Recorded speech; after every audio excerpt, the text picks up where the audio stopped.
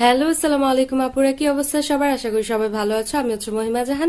তো সারাদিনের ব্যস্ততায় তো তোমাদের সাথে আমি কথা বলতেই পারছি না। আর দেশের পরিস্থিতিও এমন খারাপ যে অ্যাকচুয়ালি ভিডিও করার বা ব্লগ করার কোনো ইচ্ছাও হচ্ছে না। মনটা খুব ভার ভার লাগছে, খারাপ লাগছে যে কত কত মানুষকে মেরে ফেলছে, কিভাবে হচ্ছে স্টুডেন্টদের আক্রমণ করা হচ্ছে। এগুলো দেখে সত্যি মনটা অনেক বেশি খারাপ লাগছে, যে কারণে তোমাদের সাথে হচ্ছে আমি 2 দিন ব্লগও শেয়ার করতে পারিনি, কারণ অ্যাকচুয়ালি ভাল লাগছে না। আর আমার মনে হয় যে দেশের এইরকম পরিস্থিতির মধ্যে কেউ অন্য কিছু নিয়ে ভাবতে পারবে। আমার মনে হচ্ছে যে আমি আমার লাইফে এটা হচ্ছে ভাষা আন্দোলন দেখছি, আমার কাছে এরকম মনে হচ্ছে। ভাষা আন্দোলনের জন্য যেরকম স্টুডেন্টরা যুদ্ধ করেছিল, এখন মনে হচ্ছে এই কোটা সংস্কারের জন্য হচ্ছে স্টুডেন্টরা এইভাবে যুদ্ধ করছে। আর এগুলো চিন্তা করে সত্যি খুব খারাপ লাগছে, কিন্তু তাও দিন তো চালিয়ে যেতেই হবে, চলতেই হবে। আর আমি যেহেতু কোনোভাবেই কোনো কিছু হেল্প করতে পারছি না, দোয়া ছাড়া আর কিছু করার নেই আমার, তাই আমি চিন্তা করলাম যে আবার তোমাদের সাথে একটু ব্লগটা শুরু করি বা শেয়ার করি, কারণ এভাবে বসে থেকে দিন কাটিয়ে কোনো লাভ নেই। আর যতটুকু আমরা করতে পারি, দোয়া করতে পারি। তাই আমি সবার কাছে অনুরোধ করে বলবো যে যে যতটুকু পারো হেল্প করো। তাছাড়াও যারা হেল্প করতে পারছো না, তারা আল্লাহর কাছে একটু দোয়া করো, যাতে আমাদের বাংলাদেশের ছাত্র সমাজ সুন্দর থাকে, ভালো থাকে, তাদের উপর যাতে অত্যাচার না করা হয়।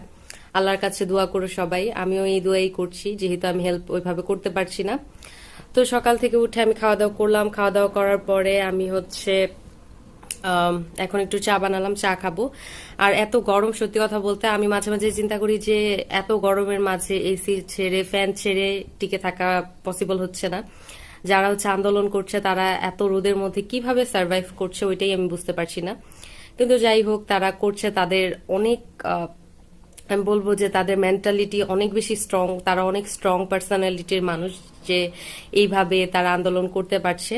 অ্যান্ড অবশ্যই আল্লাহর কাছে এটাই দোয়া করি, তারা যাতে হচ্ছে জয়ী হয়েই ফিরুক। তারা যেই কাজটা করাতে যাচ্ছে সরকারকে দিয়ে, ওই কাজটাই যাতে হয়। তো ওদের দাবিটা যাতে সরকার মেনে নেয় খুব তাড়াতাড়ি, এটাই চাই। তো আমি তো দেখতেই পাচ্ছ, একদম আমি 2 মিনিটের জন্য ফ্যানটা অফ করেছি শুধুমাত্র তোমাদের সাথে একটু কথা বলার জন্য। তো এর মাঝে হচ্ছে আমি একদম ঘেমে অস্থির হয়ে গেছি। তো যাই হোক, পরের যতটুকু ব্লগ বা ভিডিও থাকবে আমি তোমাদের সাথে শেয়ার করব। হ্যাঁ, আজকে আমি রান্না বান্না ওইভাবে যাইনি, কারণ অনেক বেশি গরম ছিল। তা আমি ওইভাবে যাইনি, মাই রান্না বান্না করছে। বাকি ব্লগটুকু দেখতে থাকো, আশা করি তোমাদের কাছে এই ভিডিওটা অনেক বেশি ভালো লাগবে। যদি ভালো লেগে থাকে তাহলে কাইন্ডলি আপুরা আমার চ্যানেলটা সাবস্ক্রাইব করে দিবে, পাশে নোটিফিকেশন বেলটা প্রেস করে দিবে, ভিডিওটাতে একটা লাইক করে দিবে। যদি আমার সাথে কথা বলতে ইচ্ছা হয় বা যে কোনো জিনিস যদি তোমরা জিজ্ঞাসা করতে চাও, ডেফিনেটলি আমাকে কমেন্ট করবে। আমি কিন্তু সবার কমেন্টে রিপ্লাই দিয়ে থাকি আপুরা। তো এখন যাই, পরে আবার তোমাদের সাথে দেখা হবে। তো আমি হচ্ছে চা খেয়ে তারপর একটু নিচে গেলাম। আর এটা হচ্ছে আমাদের বাসার উঠানে একটা ফুলের বাগানের মতো আছে, সেই বাগানটা। আর তারপরে রুমে এসে আমি হচ্ছে বাসার কাজ করলাম। এই যে এখন হচ্ছে আমি আমার এই বিছানা চাদরটা উঠিয়ে আর একটা বিছানা চাদর এখানে সেট করে দিব। দেন হচ্ছে আমি তোমাদের সাথে সবকিছু দেখাচ্ছি বা শেয়ার করছি। তা আমি হচ্ছে এই লাইট কালারের বিছানার চাদরটা হচ্ছে বিছিয়ে নিয়েছিলাম। আমার হচ্ছে এরকম কালারের চাদর খুব বেশি ভালো লাগে, কিন্তু সত্যি কথা বলতে আমি ওই রকম মেনটেন করতে পারি না। তো তাও হচ্ছে আজকে হচ্ছে আমি এই চাদরটা সেট করে নিলাম বিছানাতে।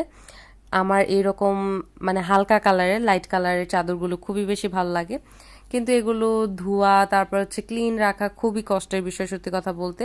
তা আমি এখন সুন্দরভাবে বিছানাটা ঠিক করে নেব। এখন তো আন্দোলনের জন্য মোটামুটি অনির্দিষ্টকালের জন্য বন্ধ, তো জানি না কবে ভার্সিটি খোলা হবে। তো তার আগে আমি চিন্তা করলাম যে বাসার যেগুলো কাজ এখনো আটকে আছে ওইগুলো করে ফেলি। তো এখন হচ্ছে আমি এগুলো একটু ক্লিন করে নিব। দেখতেই পাচ্ছ এগুলোর উপরে কত ময়লা পড়ে গেছে।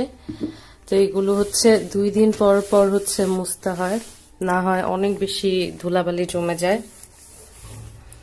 তো আমি যতটুকু পারবো এখন ক্লিন করে নিব।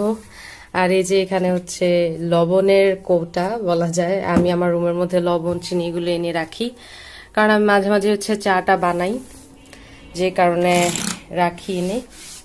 তো এখন হচ্ছে এগুলো আমি ক্লিন করব। আর এই হোয়াইট কালার কিবোর্ডটা, এটা একদমই হচ্ছে হোয়াইট কালার কিবোর্ডটা হচ্ছে একদমই ময়লা হয়ে গেছে। এগুলো হচ্ছে প্রত্যেকটা কর ছুটিয়ে ছুটিয়ে তারপরে হচ্ছে ক্লিন করতে হবে।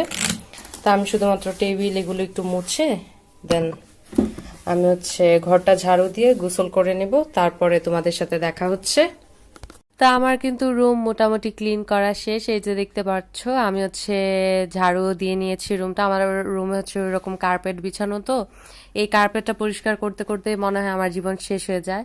মানে খুব কষ্ট এই কার্পেটগুলো ঝাড়ু দেওয়া, আমার কাছে খুবই কষ্টের বিষয় মনে হয়। তো আমি কার্পেটটাও খুব সুন্দরভাবে ঝেড়ে নিলাম। আর এখানে আমি আমার বারান্দাটাও ঝাড়ু দিয়ে নিলাম। আর এই যে মোটামুটি আমার রুমটা অনেক বেশি ক্লিন হয়ে গেছে, আগের অবস্থা অনেক বেশি খারাপ ছিল। আর হ্যাঁ, চেয়ারের উপরে কাপড়গুলো রাখা, কারণ আমি একটু পরে গোসল করতে যাব, তারপর বের হয়ে আমি নামাজ পড়বো। তো ওই টাওয়াল, তারপর জায়নামাজ, এইগুলোই চেয়ারের উপর ছিল। তো মোটামুটি আমার ঘর গোছানো প্রায় শেষ। তারপর আমি খাওয়া দাওয়া করে বিকালের দিকে যখন ফ্রি টাইম পেলাম তখন আমি হাতে মেহেদি দিলাম, কারণ কালকে আমি একটা বিয়ের প্রোগ্রামে অ্যাটেন্ড করব, সেই ব্লগটাও কিন্তু আসছে। তো এটাই ছিল আজকে আমার ছোট্ট একটা ভিডিও। আশা করি তোমাদের কাছে এই ভিডিওটা ভালো লেগেছে। যদি ভালো লেগে থাকে আমার চ্যানেলটা সাবস্ক্রাইব করে দিও, আর পাশে থাকা নোটিফিকেশন বেলটা প্রেস করে দিও। কোনো কিছু জিজ্ঞাসা করতে হলে ডেফিনেটলি কমেন্ট করো। আল্লাহ হাফেজ।